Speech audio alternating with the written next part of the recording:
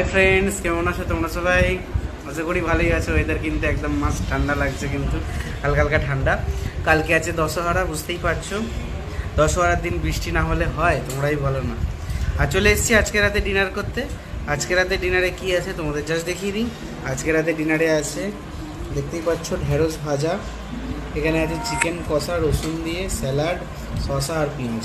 তো আমি রুটিটা ছিঁড়েই রেখেছি, রুটিটা দিয়ে চালু করি। ঢেঁড়স ভাজা না, চিকেন দিয়ে আছে, চিকেনের ঝোল দিয়ে। দেখো রসুন, এটা হচ্ছে গোটা রসুন।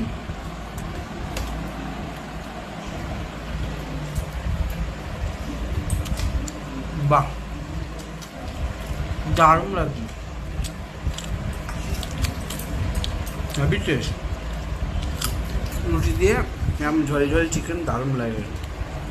তো চলো খাওয়া দাওয়া করি। আর তোমরা কি খাওয়া দাওয়া করছো আজকে রাতে অবশ্যই কমেন্ট বক্সে জানাও। ভিডিও ভালো লাগলে লাইক শেয়ার সাবস্ক্রাইব করতে ভুলবে না।